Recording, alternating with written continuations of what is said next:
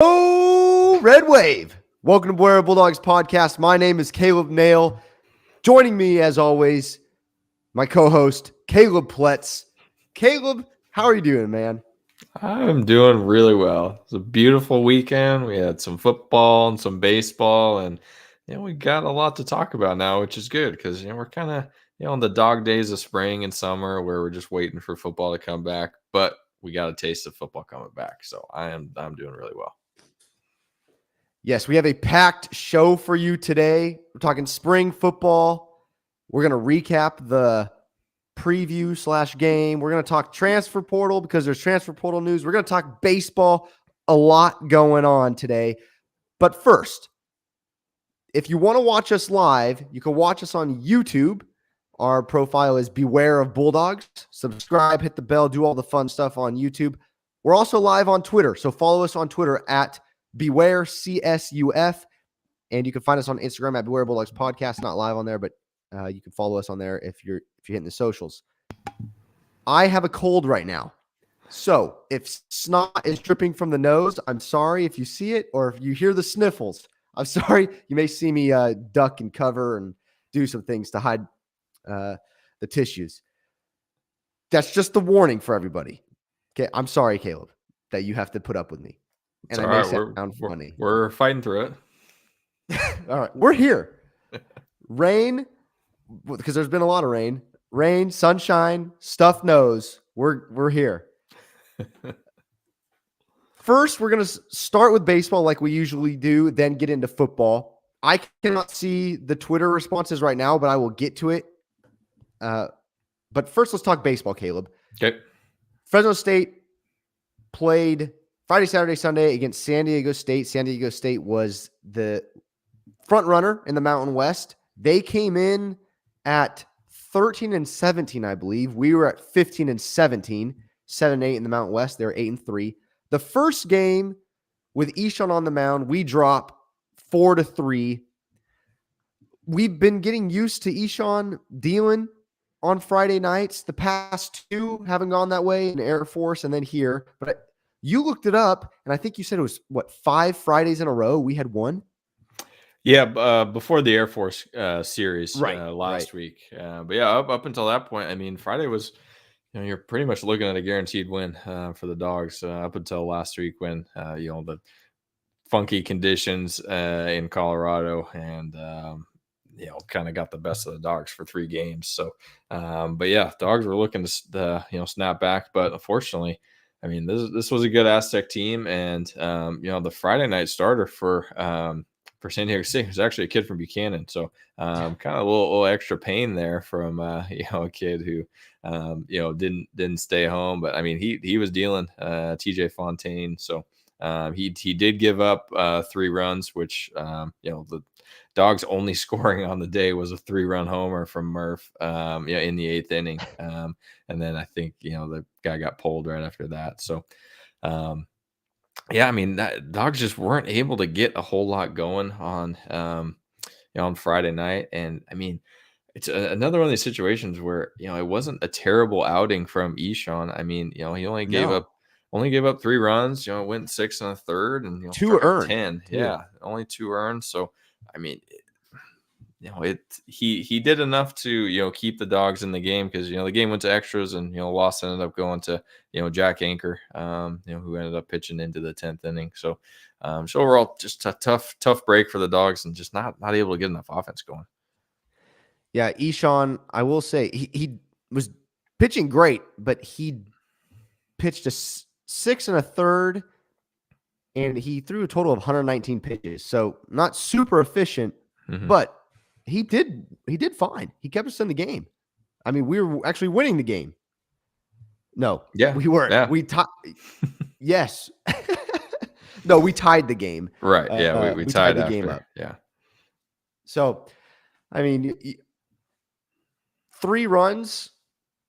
There's not much more you can ask for.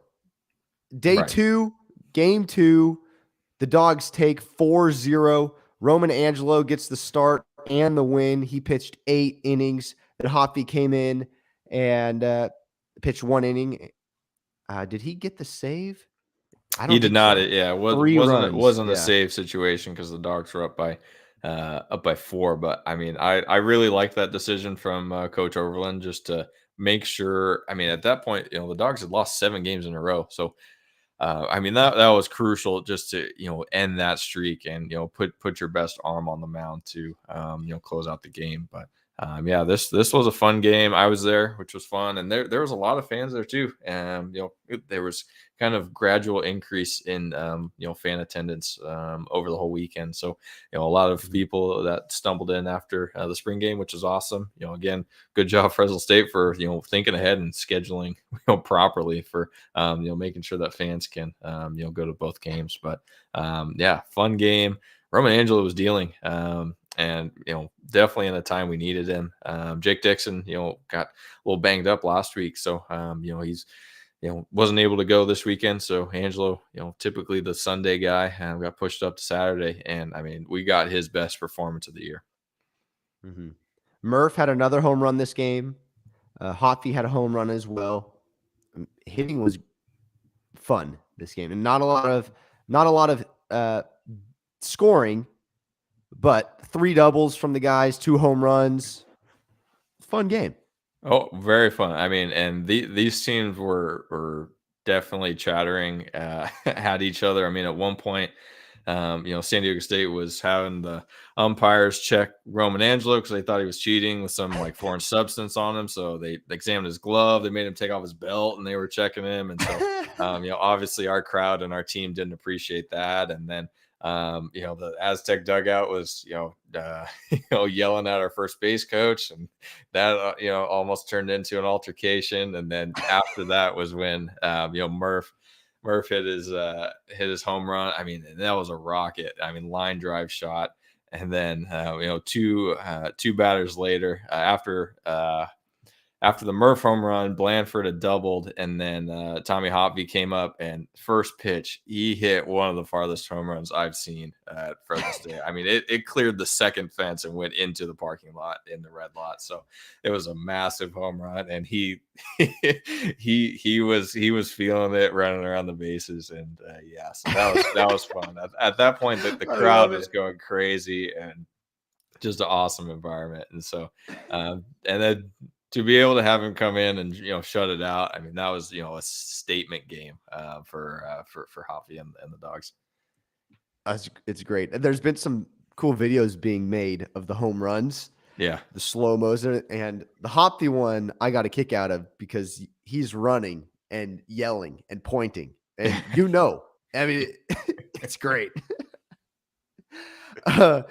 Game 3 Sunday, Dogs take as well, so we take 2 out of the 3. We win 5-4, another close one.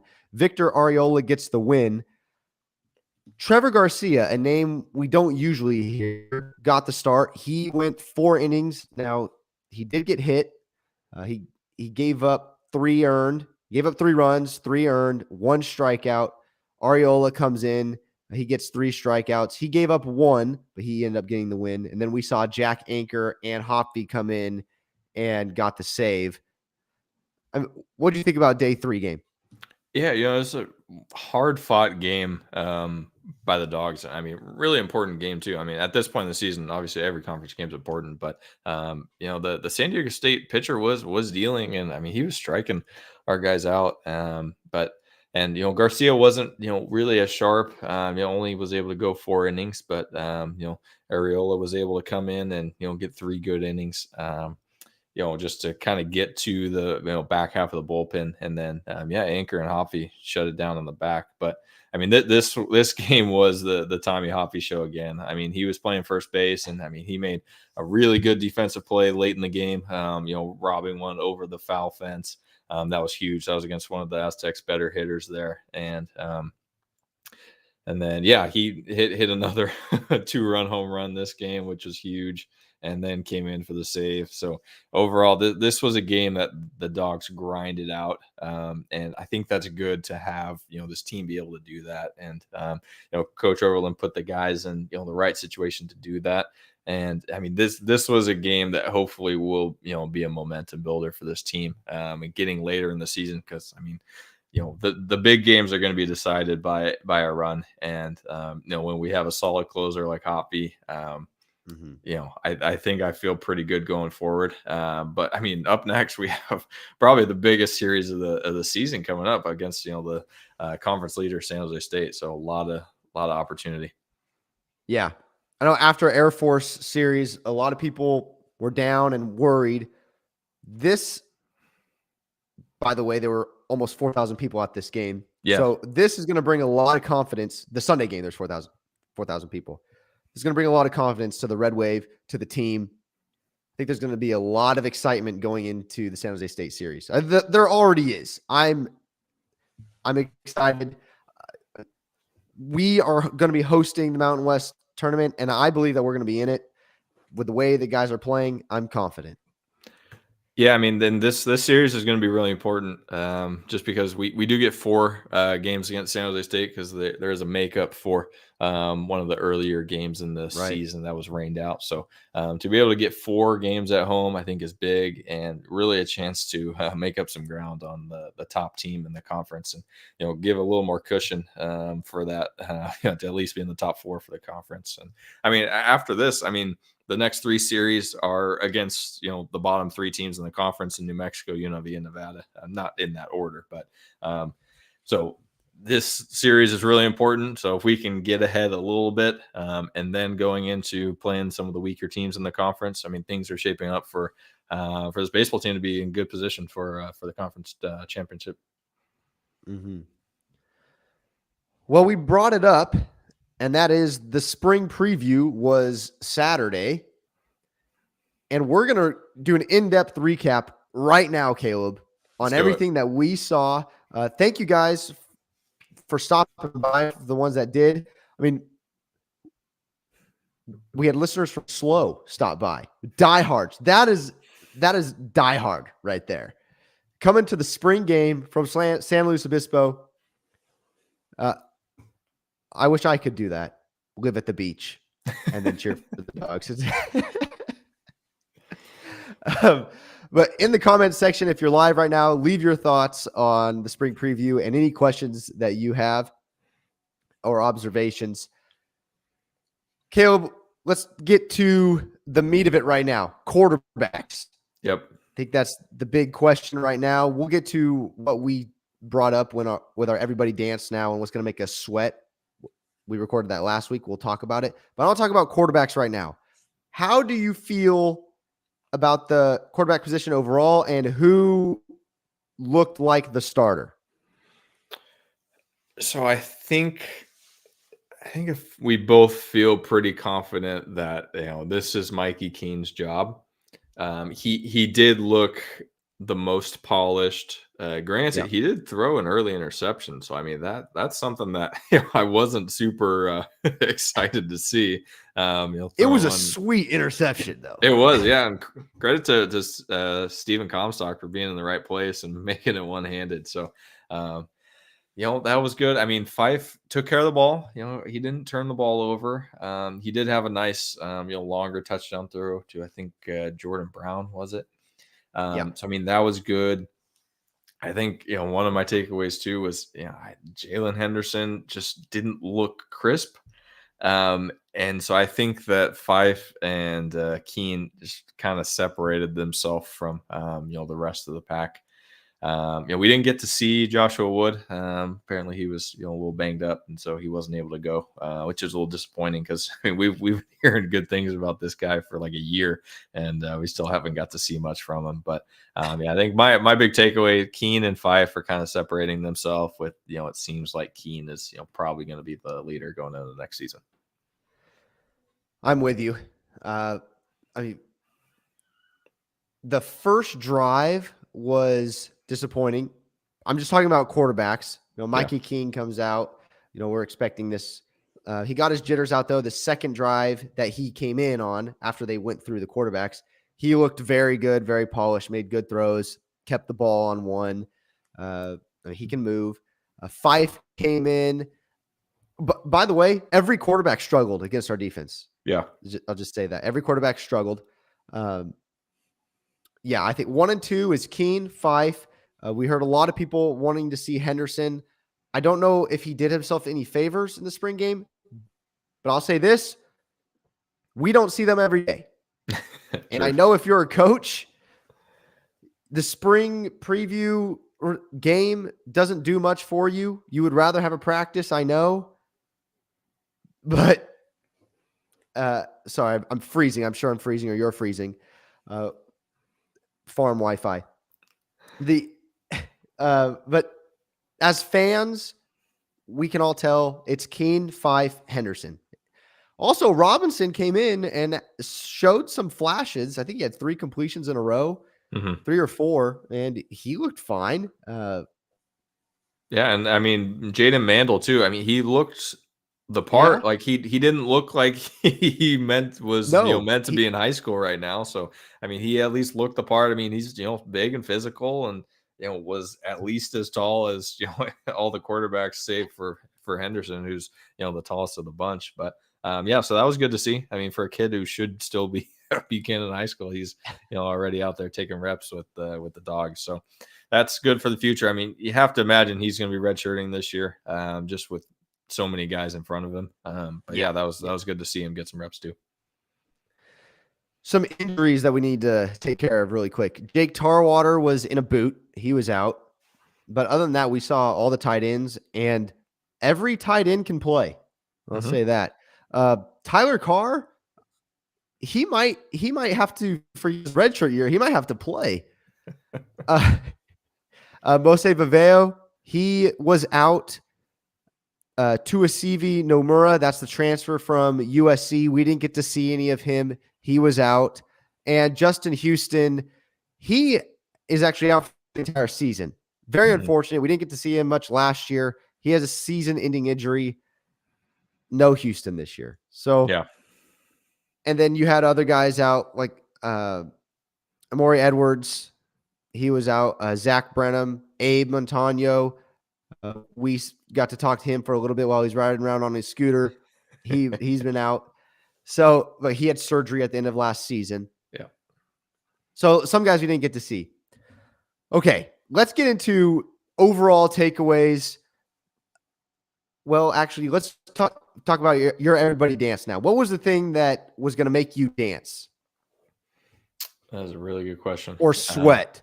Right. I'll start while you think. I think mine was offensive. Mine was offensive Yeah. line, and I wanted to see how well they could keep a clean pocket. It wasn't that great. Now, I will say the quarterbacks are learning, and we held on to the ball too long. We got to get the ball out quicker.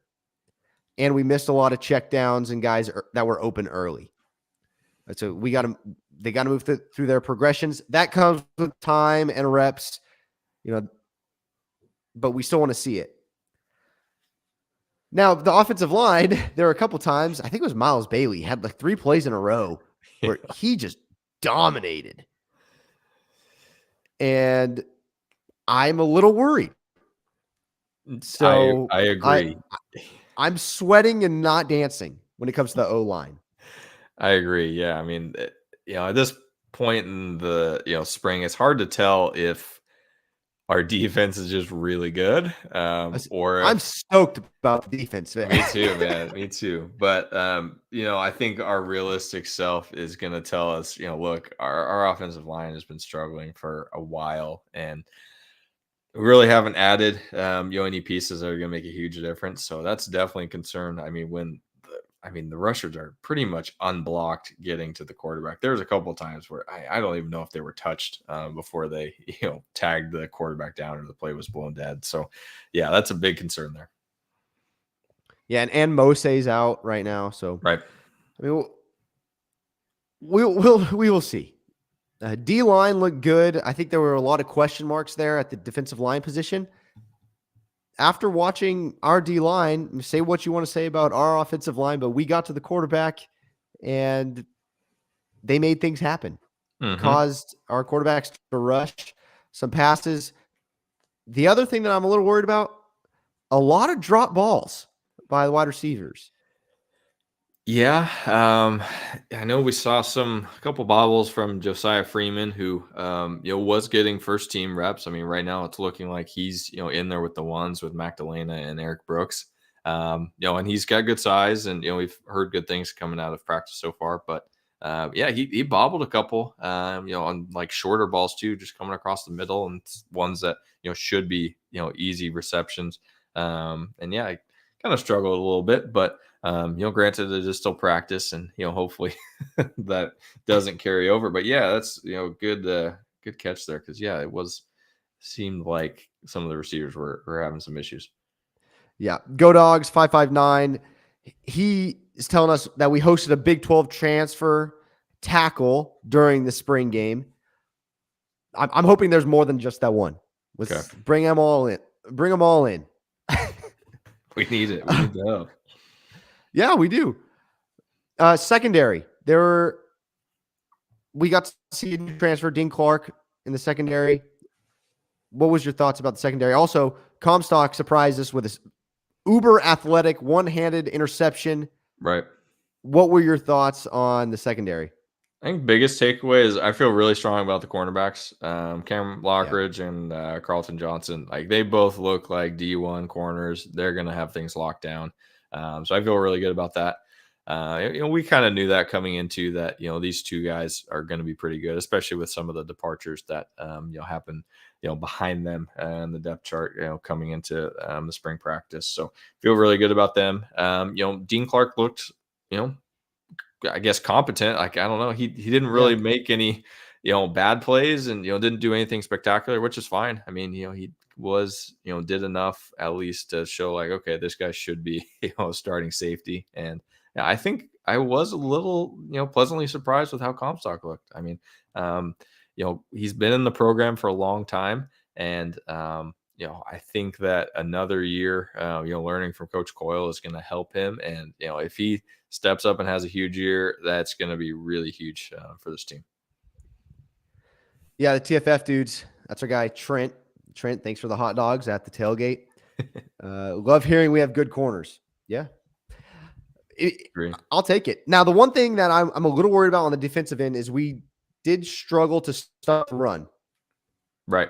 I thought the bright spot on our offense was the running game. Mm-hmm. I got to have a short conversation with Coach Pryor, the new running backs coach. Great guy, really fun, lots of humor. I think he wants to be a little bit more explosive. And we mentioned that, Caleb, when watching this, we want our guys to explode a little more. Mm-hmm. But I thought the vision was pretty good. We bounced it outside a couple times. I think on the second drive, because the first drive we went 3 and out. The second drive, we ran the ball twice, first down to Malik Sherrod. Yep. So the running game was fine. I'm happy with that. Offensively. Defensively, we didn't have our big USC linebacker transfer in. We have our linebackers back. I'm not worried about a linebacker core at all. But when it comes to stopping the run, why do you think we had trouble stopping the run, or are you not worried about it? Yeah, I don't know if I'm too worried about that right now, just because of who we have coming back, and especially on the defensive line too. I mean, we're pretty excited about the guys that are sticking around. We'll get to portal a little bit later, but yeah, I mean, I think that coaches were a little cautious with Bailey and Langley. I think because I didn't really see them on the field a ton. Maybe I just wasn't paying attention to the defense, but that's the offense bias there. But I think that they weren't on the field as much, which I don't blame them, especially with how thin we were at linebacker last year and dealing with injuries. I should preface this. The spring game is meant for younger guys to get reps. Right. In my opinion. All right. We have some. Sorry, go ahead. Oh, I was just going to say, I was pretty happy with what I saw from some of the linebackers that did get a lot of playing time. Phoenix Jackson looked really good. Tim Thomas too. And let's see, who else was it? Tanner Blunt and Tyler Mello both got some reps. Mello, I think, was, third team though. But I mean, overall, I think we've built up the depth there at the linebacker position, which I think is going to be huge, especially with what we've heard that the defense wants to show a lot more packages and schemes. So having a little more versatility there is going to be big for this defense. Yeah. Okay, R. Diaz says it's about time our corners have some height to them. Yeah, and and he asks, where does Bakari fit in the lineup? He looked physically strong. I thought the same thing. Bakari looked great. We're 4 deep at the running back position, and I think that we're going to go by committee this year. I would not be surprised if we go by committee, just because of or how where we're at on the field and the packages that we're running. There's a lot of depth there. I think Bakari leads the team in touchdowns.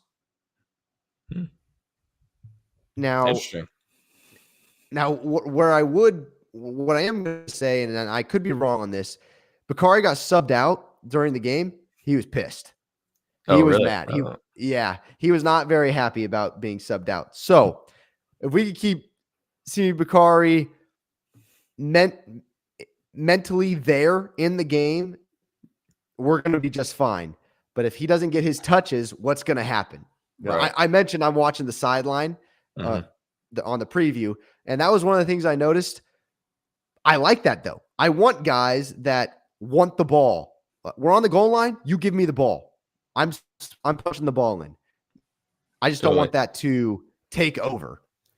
I think one of the hard things for Bakari is probably going to be the guy that's in front of him, Damian Moore, because I mean he is a bigger. Yeah, I mean he's a bigger back too. Compared to Sherrod is a little bit smaller in frame. So I think that's going to be a challenge for Bakari. Is he able to separate himself from what Damian Moore can do? Because he looked really good too, and same with Elijah Gilliam. I mean, I'd like to see it in live game action and not in a scrimmage, because obviously we have limited looks on the guys behind Sherrod, because we did get to see Sherrod a bit last year, and a little bit of Gilliam, but I mean it seems like we have 3 solid options right now going in, maybe 4 if Bakari is even worked into the mix. I think he will be, and I thought I mentioned our vision as running backs is pretty good. I like that. And Bakari had a couple times where he found the hole and hit it, and same with Moore. So I'm really happy with our running backs. I thought we're going to sorry, I'm reading. I was expecting us to fall a little bit at the running back position. That's not the case after the spring preview. Now, when it comes to these spring games, you're playing against the same team. You've seen all the packages before. You know how the guys play. You know their tendencies. And I'm 100% positive McCann did not throw anything in there that they didn't want people to see. So, I mean, typical spring preview stuff. So in that way, it's boring and you can't. What's that? Go ahead. Big offensive question here. How many fly sweeps did you count? Because 0. I know I counted 1. Okay. And so hopefully we can work that number down to 0, because we just need to flush that out of the system. So thankfully, hopefully Coach McCann isn't as fond of that play as Kirby was, because that's just killer. I missed it, but I did leave a couple minutes early. That's true. Yeah. Special teams. What did you think about special teams? Well, wasn't good when Dylan Lynch came in and missed his first kick, shanked it. So that doesn't make you feel good. I think hopefully Abe will be back to full health next year, because obviously Lynch has filled in admirably in the time that Abe hasn't been able to go. So I do think he's a really capable backup, but I do want to see Abe back to full health, because I think he should be kicker 1 on the depth chart. And then we didn't at least when I was there, I didn't see any punting, so I can't really report anything there. I was going to ask you wanted to see who was returning punts. We didn't get to. Yeah. Who's your guess? Oh, man. I honestly, I don't know. I mean, I don't think they're gonna put Malik Sherrod back there. Because I know that I think he's been back there, in the past, and that's kind of He did more some kickoff return.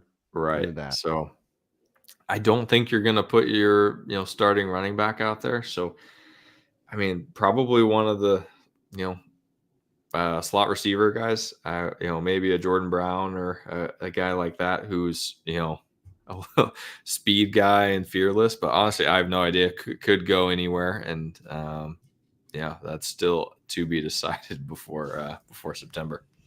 Yeah. I'm glad you brought up Jordan Brown. So he scored 2 of the touchdowns. Yeah. Was it? I think were those the 2 touchdowns that were scored? Did he score the 2 touchdowns? I think they scored more than that, but yeah, the first one he scored was, it's like a 50-yard pass from Logan Fife, which was a really nice pass along the sideline. It was a really good ball from Fife, and it wasn't really a defensive breakdown at all. So it was just a good play overall, and yeah, so it was good to see because he's fighting for playing time in the slot, and I mean he's a guy that's been on the roster for a while, and The guy can burn. He's got burners. yeah.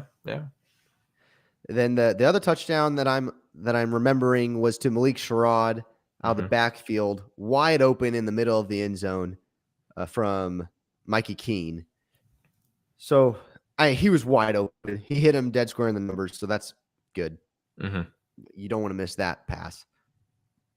I mean, other than that, I don't know if there's much more to report on. That's about it. I mean, I think overall it was really fun to be in Valley Children's Stadium, former Bulldog Stadium. That's right, former Bulldog Stadium, and there's a good crowd there, which was good to see. And I think overall things are heading in the right direction. Question marks will continue to be offensive line. I mean, hopefully some reinforcements can come here in this transfer portal window, which is quick too. I think it's only 15 days and it opened today. So we're looking at first or second day of May when everything closes back up. So hopefully coaches can hit the portal and maybe find some reinforcements. And I learned something today, and the guys that know this can correct me if I'm wrong. I don't believe if you enter the transfer portal now after spring that you can transfer to a conference foe. You had to enter the transfer portal, I think, before February. I could be wrong, but that's what I heard today. So if anybody transfers away or we want to get transfers, we can't do any work within the Mountain West.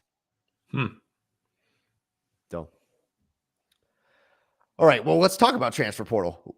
What's going on? So we had 3 guys hop into the transfer portal today.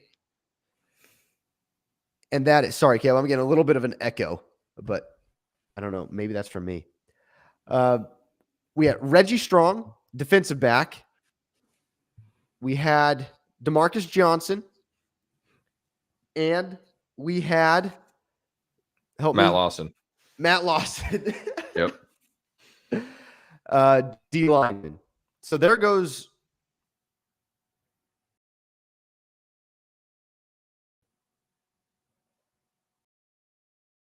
Oh, and we lost Nail.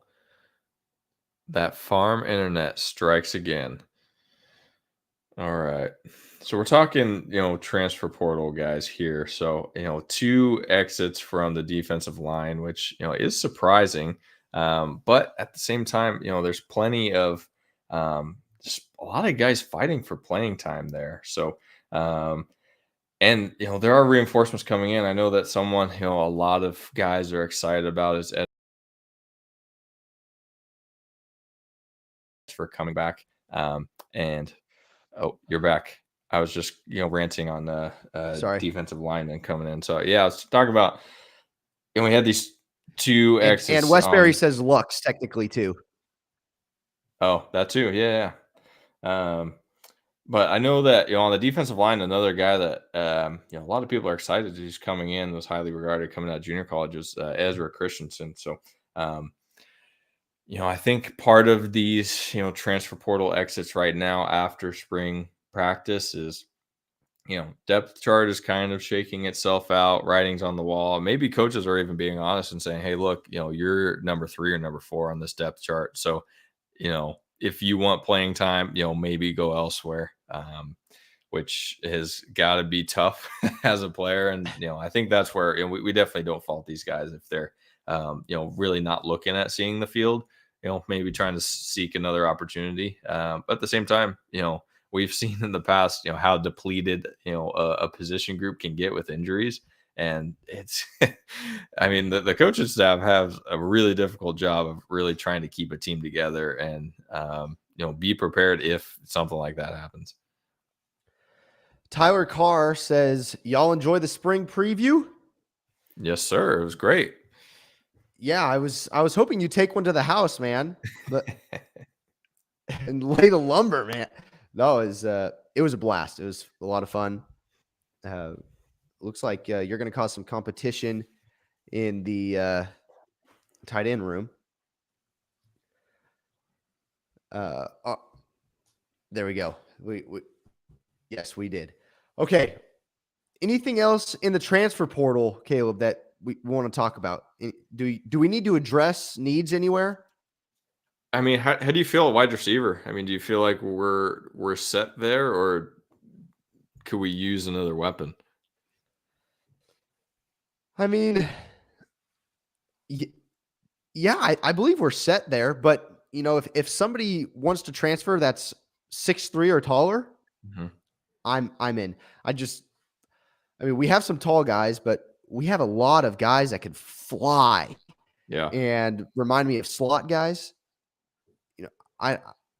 We may need to get some guys on the outside that can go catch a jump ball. Tyler says 2 catches for my first spring game. Love the guys in the tight end room. Yeah. Love it. Now the tight end room, by the way, the bodies, this may sound weird, but our tight ends bodies look wonderful. They did. And I told you, Caleb, I said that while we were sitting there. Yep. Tyler, you're next, bud. I'm going to be saying that about you soon. So, no, the tight end position sounds fun, especially at Fresno State.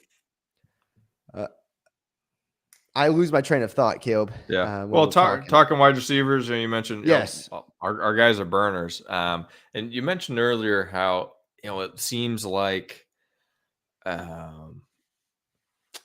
the new offensive scheme with Coach McCann is, we're going to try to push the ball down the field more vertical routes. And I think that those two things do go together, right? If you're going to be, right, trying to go more vertical and the route running, I mean, you need to be able to beat your defender. So it does make sense to, have fast guys, but having a little bit of a size advantage would help too. Yeah. I'm happy either way. The team that we have right now, I'm ready to go to war with. Whoever's joins or leaves, that's fine. But I like the guys that we have right now. Yep. 88 looks massive. I think it was 88, Ardia says. Is that Zerpera? I don't know. Yeah, that's the only. I don't know how to say that name. Yeah, that's the only one on the depth chart that I don't know their number. So yeah, it's got to be that guy. Marhati. Yeah, Tyler, you're gonna have to help us out with that one. Also, quick news, basketball related. Jamal Baker has transferred to New Mexico. Oof. Big oof. Bummer. Or is he just going to take a bunch of shots for them? I mean, who knows? That's true. But if he's able to fully recover from, the ailments he's been dealing with, I mean, obviously he's been able to land on several good rosters here, from Kentucky to Arizona to elite Fresno State basketball team. I think that I honestly don't know if he's going to get playing time because the New Mexico team was really good. And I think that you and I were both surprised that they didn't do better down the stretch. I mean, they started 14-0. Fresno State broke that, and they just kind of fell apart at the end. So I do think they're a good team. I think they're well coached. So but best of luck to Baker, and hopefully we can beat the Lobos this coming year in conference play. Oh yeah, I believe the last time we were on, Isaiah Pope hadn't committed. Yeah. So we now have the Utah Tech commit, another Isaiah. So if your name's Isaiah, you're probably going to get a shot at playing for Fresno State. That's right. Basketball. Anything else, Caleb, when it relates to Fresno State football, the spring preview, anything you're looking forward to or you want to see more of? Because we have now a long break during this summer. I don't know when they report next. Maybe Tyler can help us out with that. But they have a good chunk of time to just now work out. Yeah, I mean, at least for the next 2 weeks, it's still going to be coaching staff working hard, recruiting, and right. So definitely keep an eye on Twitter.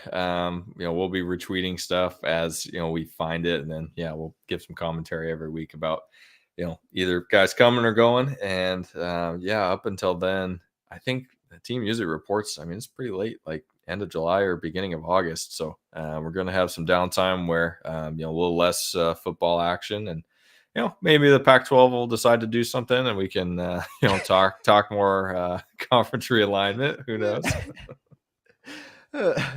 Yeah. I mean, we saw some numbers when it comes to money and things over the weekend when it comes to conferences. And I mean, we're on our way. We're going to get there. We'll get there. Yep. It's no doubt that everybody a part of the Fresno State athletics team is working on getting us to greener pastures. Right. So, and I think this weekend was a really good step forward because, we're just continually building momentum here as a fan base, which I think is good. And hopefully this year, the fan base will not waver like we have in the past of maybe not showing up to games early in the season or after a loss. So obviously, we're starting 1-4 is tough. It really is. Yeah. It is. It's tough on the team and the players, and they're getting a lot of hate. It's tough on the fans because it's tough on everybody. But like I said, I think this was huge for momentum for going into summer, and like even for recruiting for these next 2 weeks for the coaches. I think they have a lot to build on, and we're full of excitement. And stay tuned next week. We'll find something to talk about for football. That's for sure. We will always have some football-related content in here. If you guys have any questions, drop them in here really quick. We will get to them and talk about that. Other than that, I don't think there's anything left from me. I've talked about all my observations. You could follow us on Twitter, Beware CSUF, and on YouTube, Beware of Bulldogs. The next baseball series is this weekend against San Jose State. Caleb, is that home or away? It's home. That's away. Yeah, so big. That's home? Yeah, San Jose this weekend. We're home. Okay. I thought we played them at home last time. Nope. It was rained out in San Jose, so which is why we were fortunate. That's so right. we got a bonus home game. Okay. All right, man. I will see you next week for more Fresno State content. Stay safe, stay healthy. God bless. And as always, go Dogs. Go Dogs.